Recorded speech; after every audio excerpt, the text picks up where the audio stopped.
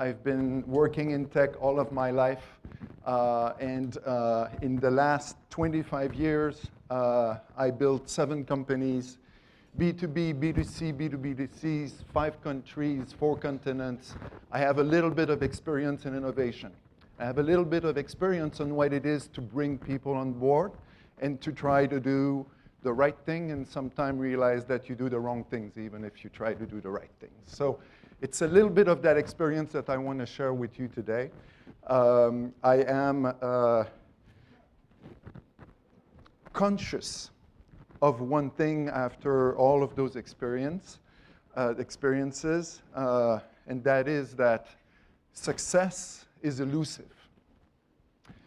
I had 2 companies that I made multi-billion-dollar companies.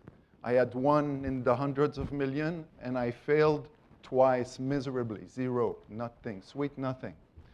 And what I have learned over all these years is that success is not something that I control.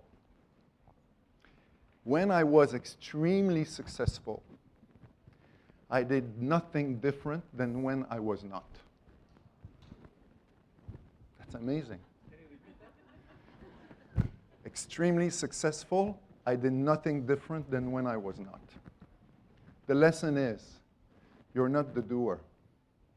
Things happen that are literally out of your control. There's so many things that can happen. So when you are aware of that, and by the way, I worked at Amazon closely with Jeff Bezos, and when I met Jeff the first time, I said, Jeff, what is it? What did you do? And I said, what's the part of it that's luck, and what's the part of it that's your genius? And he said, it's more than half luck, Louis. And I said to myself, well, if he thinks that, I should think that as well. Long story short is if you don't control the result, you should control the how you get to the result.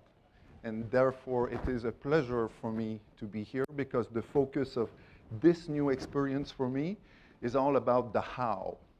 How do I write the playbook on doing the how? So one thing that is extremely difficult when you're innovation is this statement. When you start a company, if you don't innovate, you die.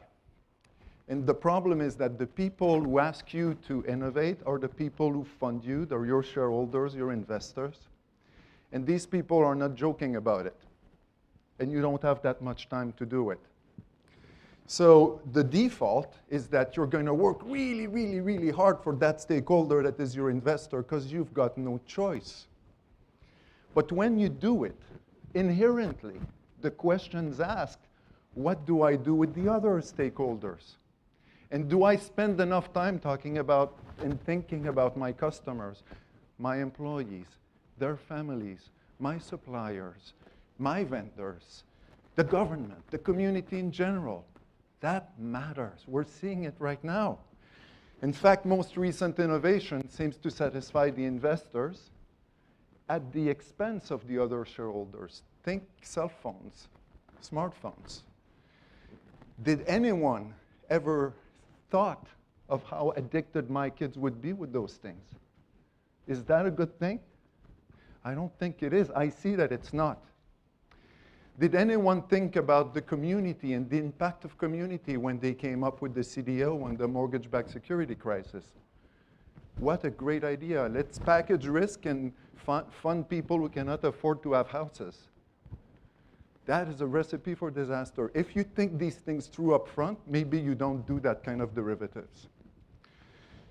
So innovation comes with that risk. Because innovation is funded by people who want you to succeed, and you focus only on those people. But when you are an innovator, it's not you that innovates. It's your employees.